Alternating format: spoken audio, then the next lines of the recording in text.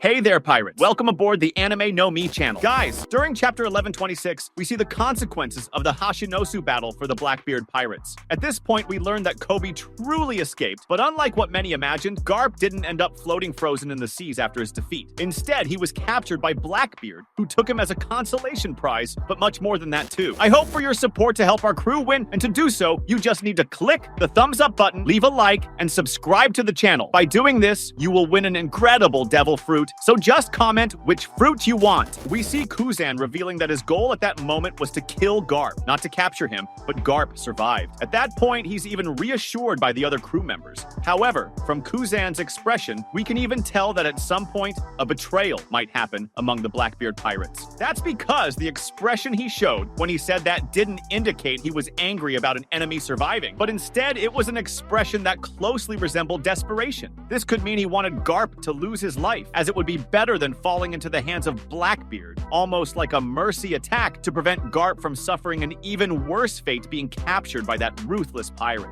After all, we've seen that Aokiji, in the midst of his attack on Garp, revealed that he joined the Blackbeard pirates solely because he lost faith in the Marines. However, the most absurd part of this story is the reason why he left the group he initially believed was right and went directly to the worst pirate crew, which goes against everything he believed. That doesn't make sense at all, and we have some evidence that Kuzan is currently on a mission within that group, and for that reason, in order not to reveal his true intentions, he had to attack Garp. If you remember when Doflamingo arrives at Punk Hazard, where Smoker and his crew are, all the lower-ranked Marines are knocked out by Doflamingo's King Haki. Moreover, the remaining ones who weren't knocked out were injured by his strings. Then, when Doflamingo threatens to execute his companions, Smoker intervenes with his fist flying through him, starting a battle between the two that ends with Smoker severely injured, and Doflamingo on top of him about to take his life. It is then that at the last second, Doflamingo's final strike is interrupted by Kuzan, who arrives to save Smoker. After briefly releasing Smoker, he faces Kuzan and immediately attacks Smoker without warning. We then see that Kuzan freezes him along with part of the island, easily stopping Doflamingo's attack. Doflamingo quickly breaks free of the ice, seemingly with his own strength, but he decides not to continue fighting, since it would be very difficult to face Aokiji. At this moment, he was no longer part of the Marines, and said he wouldn't allow Doflamingo to hurt a friend of his, which is expected. However, shortly after, he was attempting to take the life of the man who made him who he is today. Kuzan didn't change his way of thinking in a few months, I'm sure of that. In fact, what he did was attack Garp in a non-lethal way, simply to defeat him without taking his life, while simultaneously maintaining his disguise. After all, if he hadn't attacked Garp at that moment, he would have automatically lost the trust of Teach and the other crew members. On the other hand, by attacking him, he immediately lost any suspicion that someone might have had about him, as he attacked the Marine hero, someone he had a deep bond with previously. I believe he is on a spying mission, a mission against a Yonko, and there are a few possibilities about this. The first would be for the Marines themselves. After all, we've seen this happen before. Many years ago, while Doflamingo was taking his father's head back to marry Juice, only to be denied re-entry, Rocinante left alone, heartbroken. He wandered until Admiral Sengoku found him and took him in, and later enlisted in the Marines, rising in rank to commander. 14 years later, he returned to monitor his brother's activities, who had become a powerful pirate, all to inform Admiral Sengoku. Rocinante pretended to be mute and became his second-in-command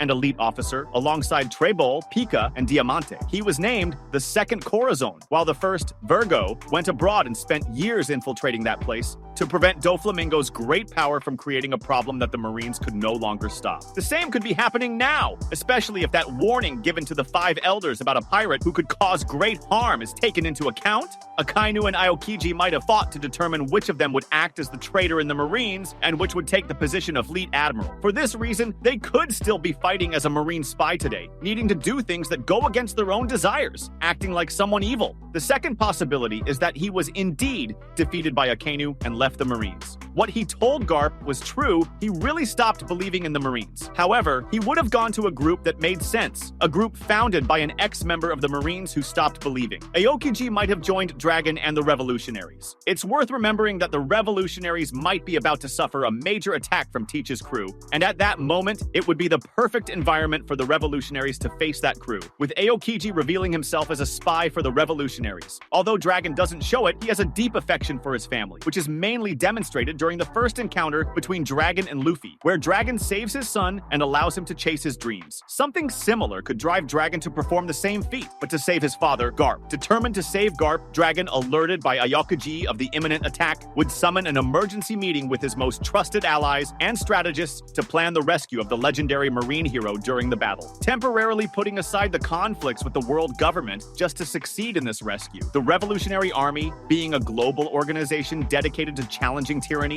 has a vast network of supporters and agents infiltrated in every corner of the One Piece world, which provides considerable resources for action. Additionally, Dragon is known for his skill as a strategist, and to ensure the success of the rescue mission, he would take advantage of the fact that Blackbeard is going to exploit the attack the revolutionaries are making. Using the information from Aokiji and his vast network of spies and well-placed informants, Dragon would gather precise data on the crew's defenses, the disposition of Blackbeard's troops, the weak points of the ship, as well as any other obstacles the Revolutionary Army would face during the rescue operation. Knowing that a direct confrontation with Blackbeard and his feared crew would be extremely dangerous, Dragon could opt to explore opportunities to establish temporary alliances with other factions and pirates who have conflicts or rivalries with Teach, thus gaining a significant advantage in this great confrontation that would unfold. However, while the battle takes place, I believe it will be Aokaji himself who will rescue Garp, even revealing that he is an ally of Dragon who was acting as a spy and apologizing for the previous attack. Meanwhile, we would see the battle where the powers of Luffy's father would be revealed. Although not confirmed, several pieces of evidence and events suggest the possibility that Dragon possesses one of the most powerful and feared Logia fruits ever known, a devil fruit capable of manipulating the weather. This theory gains strength due to the mystery surrounding Dragon's abilities, which have not yet been fully revealed. The hypothetical wind or even weather fruit could give Monkey D. Dragon the ability to command natural elements, such as extremely powerful winds, capable of causing rain, or a strong gale that could sweep across an entire island. This could make him a great obstacle for Blackbeard's pirates. His potential power might even instill fear in the dreaded Teach. During this rescue, if necessary, Dragon could use this potential power both for combat and distraction, allowing him to gain some control over the situation. Based on his experience as a revolutionary leader and his ability to make quick decisions, Dragon would conduct the operation swiftly with precise and coordinated movements. His agents would be trained to act quickly, moving silently through the surroundings and avoiding any unnecessary interaction with enemies, or even engage in direct confrontation, facing the full power of Blackbeard's pirates, thus initiating a great clash between the Revolutionary Army and Teach's pirates, a clash that would once again change the One Piece world completely. But what do you think about this? Comment below. That was today's content. We hope you liked it and want to share your opinion on the subject. Don't forget to share the video, give it a thumbs up, and I'll see you in the next video. Take care and stay amazing.